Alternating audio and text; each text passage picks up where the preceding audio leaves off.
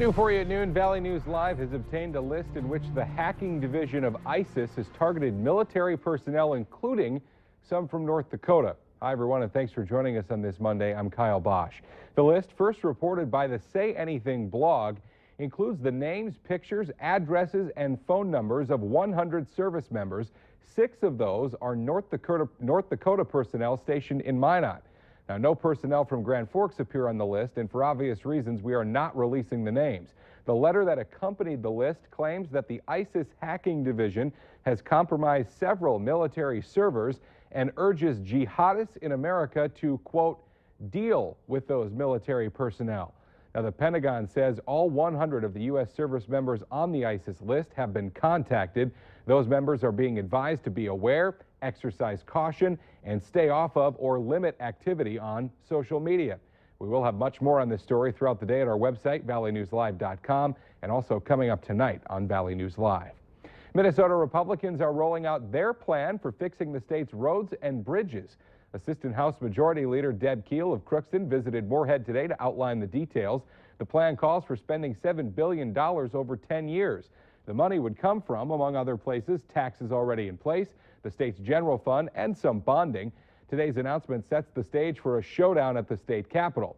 DFL Governor Mark Dayton has proposed a $10 billion transportation plan and is backing a gas tax increase to pay for it. A judge will rule later this afternoon if he will delay the trial of Aaron Knodel.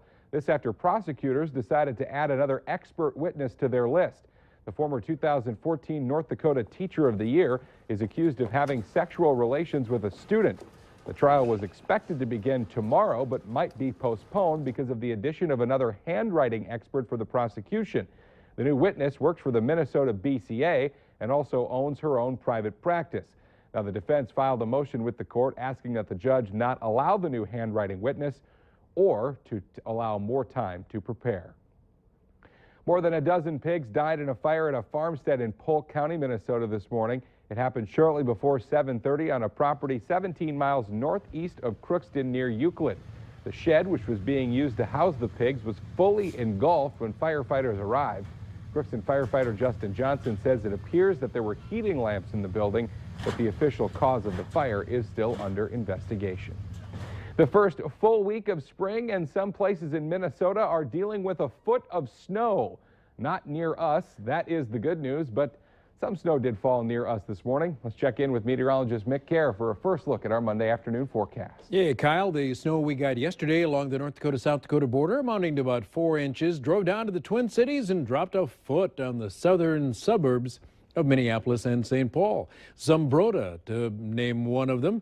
Well, we have our morning snow is turning into afternoon snow, and it stretches from Detroit Lakes, actually western Otter Tail County, up along Highway 59, all the way up through and past Thief River Falls, Newfolden, up into the southwest corner of Roseau County.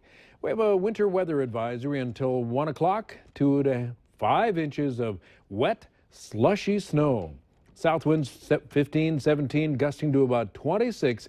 It's really got a bite to it out there. Kind of a wind chill in the air for sure. We're up to 36 right now. Wahpeton is 32, Fergus and DL 34. We'll see a little sunshine this afternoon. Should make it to about 42.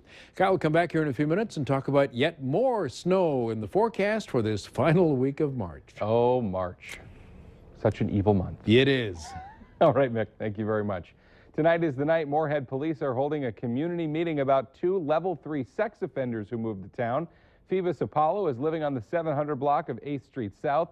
Alan Jimgoshian is permanently living in Fargo, but also lists a second address on the 800 block of 23rd Avenue South in Moorhead. Pictures of them on your screen. Just did have them online as well. Now, that community meeting is set for 7 p.m. at Concordia's Knutson Campus Center. Police in Minnesota have released the picture of 2 people seen in the lobby of an apartment building where a 10-year-old boy was last seen. Crystal police in the Twin Cities say they'd like to talk to this man and this woman about the child's disappearance. They're not calling them suspects, but say they are also not ruling anything out. Barway Collins disappeared from his Crystal home Wednesday. The community is holding a vigil tonight outside the building where he was last seen.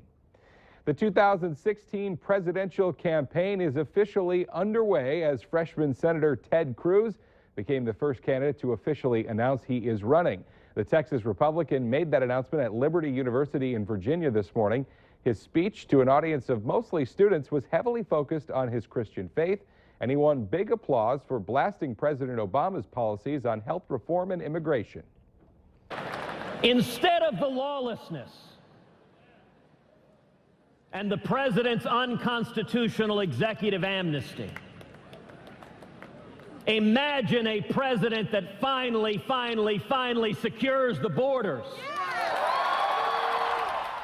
Cruz was elected to the Senate in 2012. An NBC News Wall Street Journal poll from earlier this month placed him 8th on a list of 14 prospective Republican presidential candidates.